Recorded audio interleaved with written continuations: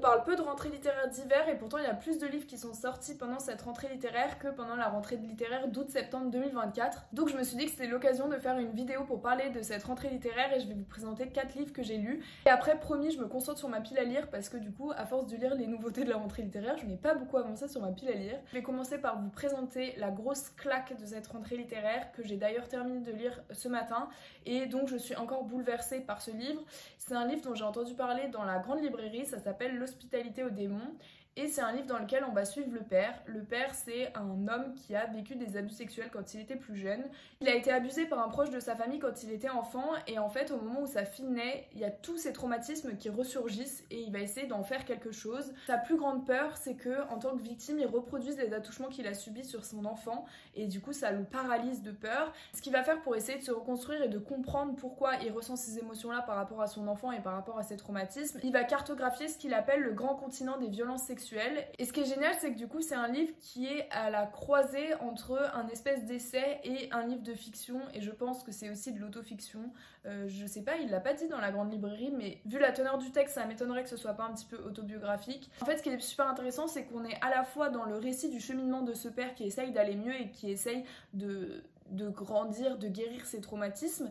Et à la fois, en fait, il va faire des recherches sur toutes les violences sexuelles, sur les mythes qu'il y a autour des violences sexuelles, sur toutes les violences sexuelles qu'on connaît dans la pop culture, dans les médias, des figures emblématiques qui ont vécu des violences sexuelles, qui en ont parlé, ou alors qui ont été inculpées pour des violences sexuelles. Et donc, en fait, on a vraiment l'alliance de ces deux choses, à la fois d'un ressenti très intime, où il y a des questionnements parfois très durs à lire, et aussi cette chose où, du coup, on va relater qu'on est vraiment dans une société où les violences sexuelles sont absolument partout et là on parle d'autant plus des violences sexuelles qu'on parle de pédophilie et de violences sexuelles sur mineurs. Donc si c'est un sujet qui est difficile pour vous, je vous conseille pas du tout de le lire, mais en tout cas non seulement c'est une thématique qui m'a profondément touchée et parce que j'ai trouvé que son traitement était très bien fait et que c'était différent des autres témoignages que j'ai pu lire sur le sujet, mais j'ai trouvé aussi qu'il y avait vraiment un travail littéraire absolument monstrueux. L'auteur, il va venir jouer avec la langue, il va venir jouer avec les mots, et en fait on sent qu'il y a vraiment un travail littéraire monstrueux derrière. On est dans un Danemark imaginaire et du coup il y a beaucoup de mots qui vont être empreints de l'alphabet danois. On a beaucoup de jeux avec le langage comme ça, il y a beaucoup de choses. C'est un texte qui est très riche, autant en termes de thématique qu'en termes de qualité littéraire. C'était vraiment une claque monstrueuse. Quand ils en ont parlé dans la grande librairie, j'ai compris que ça allait être un texte vraiment très poignant. C'est une plume à laquelle on peut pas ne pas accrocher dans le sens où peut-être que ça peut être considéré comme difficile à lire, mais on sent qu'il y a tellement de travail littéraire derrière. Et même, en fait, je pense qu'il y a aussi cette question de libération de la parole qui fait que, en utilisant plein de moyens détournés, on arrive à mieux dire les choses que si on avait des phrases totalement normales en français. Et on a aussi un truc qui est très intéressant dans le livre, c'est qu'on a une alternance entre le narrateur ne parle pas de lui tout le temps à la première personne, parfois il parle de lui de l'extérieur. Et donc ça, j'ai trouvé ça super intéressant parce qu'on voit qu'il y a vraiment un décalage, on voit qu'il est vraiment dans un questionnement intense. C'était vraiment une grosse claque, je l'ai fini ce matin, je l'ai presque lu d'une traite, enfin c'était vraiment un superbe livre. Donc c'est un livre que je vous conseille si vous sentez que vous êtes capable de lire ce genre de choses parce que c'est vraiment une thématique qui est hyper difficile à lire, donc je pense que c'est pas fait pour tout le monde. Et voilà, et donc comment rebondir pour vous parler d'autres livres après ça, je vais vous parler du livre De son sang de Capucine Delattre que j'ai là aussi adoré. C'est un livre qui parle de Sabine. Sabine, c'est une jeune femme qui n'aime pas son enfant. Elle lui souhaite pas forcément du malheur, elle lui souhaite d'être heureux, mais juste elle se rend compte qu'elle n'a aucun lien affectif avec lui, qu'elle n'arrive pas à en créer, et que pour elle, cet enfant, c'est seulement des contraintes.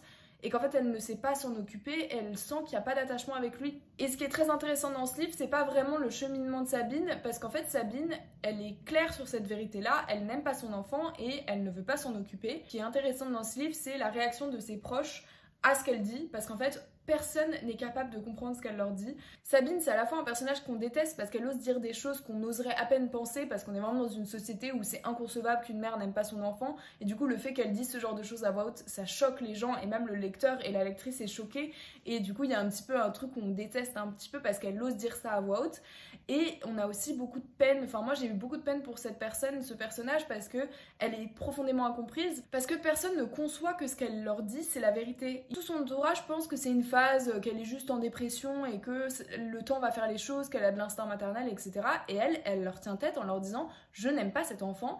Et on va voir dans la suite de l'histoire qu'en fait elle a raison.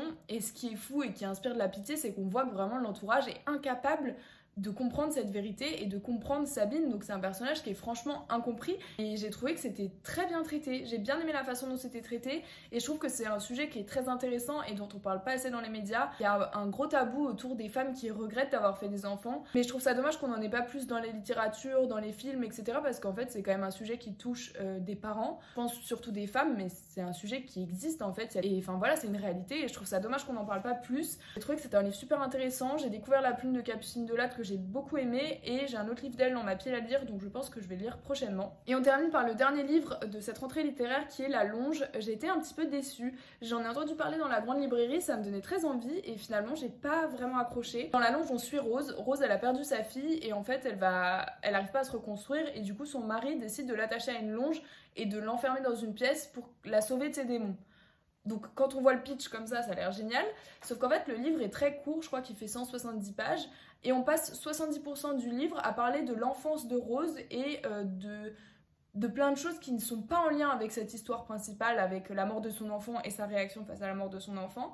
En fait j'ai trouvé ça dommage parce que c'est un livre court, donc en fait le fait de passer autant de temps sur l'enfance de Rose, ça apporte pas vraiment beaucoup à cet élément de l'histoire qui est lié à la longe. Je trouvais qu'il n'y avait pas beaucoup de résonance entre l'enfance de Rose et ce qui arrive à sa fille et la réaction qui en a découlé. J'ai trouvé que c'était dommage parce que du coup le cœur du sujet, ce que j'étais venue chercher, n'était pas suffisamment exploité à mon goût. Donc voilà, c'est un livre que j'ai pas forcément aimé. Après peut-être que je suis passée à côté de quelque chose parce que je trouve ça fou de passer autant de temps à raconter l'enfance alors que moi j'ai pas vu de lien entre l'enfance et la deuxième partie de l'histoire. Donc peut-être que j'ai raté quelque chose, mais en tout cas c'est une lecture que j'ai pas forcément appréciée. C'était la seule déception de cette rentrée littéraire. Comme vous l'aurez vu dans ces 4 lectures, on a quand même un fil conducteur de cette vidéo, c'est la thématique lien parent-enfant. Voilà, j'ai lu que des livres qui parlaient soit de maternité, soit de lien avec les enfants.